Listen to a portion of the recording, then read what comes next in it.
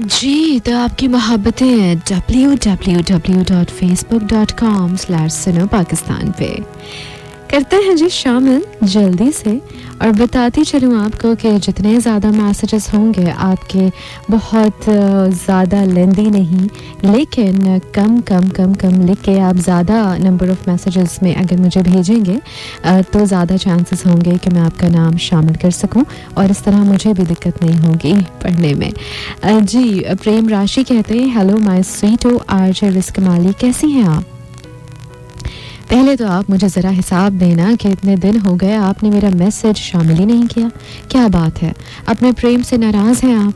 बताइए मुझे, अगर आज आपने मेरा मैसेज नहीं किया शामिल तो प्रेम नाराज़ हो जाएगा आपसे। अच्छा जी, और फिर कहते हैं कि नो टेंशन, क्योंकि मुझे पता है कि आपने जानबूझ के ऐसा नहीं किया, मेरे मैसेज आपके सामने नहीं आए होंगे लिहाजा आपने शामिल नहीं किए। मिस यू चांद मखना, thank you so very much for understanding this much. और प्रेम, मैं यहाँ आपके तवस्सुत से दोबारा से रिपीट करना चाहूँगी, उन तमाम सुनने वालों को बताना चाहूँगी कि जब आप मुझे www.facebook.com/सुनो पाकिस्तान पे मैसेज करते हैं तो प्लीज़ थोड़ा सा ये कंसिडर कीजिएगा कि आप जितनी बार मुझे मैसेज करेंगे उतनी बार मेरी निगाहों के सामने आपका नाम आने के चांसेस बढ़ जाएंगे।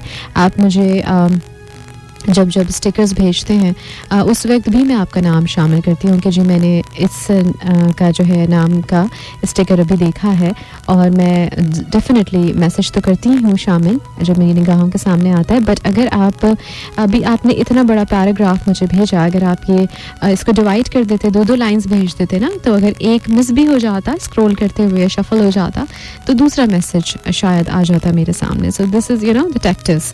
तो ये एक अच्छी सी प्रैक्टिस अगर आप बना लेंगे इस टैक्टिस को अपनाते हुए, तो आई थिंक आपको और मुझे, हम दोनों को प्रॉब्लम नहीं होगी और आपकी मोहब्बतें भी ज़्यादा शामिल हो सकेंगी, ज़्यादा शुमार हो सकेगा।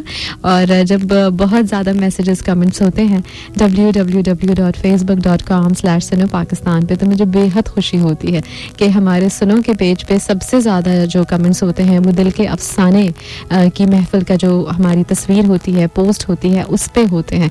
तो मुझे अपने जो लिसनर्स हैं उनसे बेहद जो है वो प्यार का इजहार करने में मज़ीद खुशी महसूस होती है। और मैं हमेशा रिपीट भी करती हूँ इस बात को कि मेरे जाने के बाद भी आप लोग मुझे याद रखते हैं, और उस वक्त भी जब ये महफिल सजती है तो बढ़ चढ़ के हिस्सा लेते हैं। That is so lovely and highly appreciated from my side and from my team as well.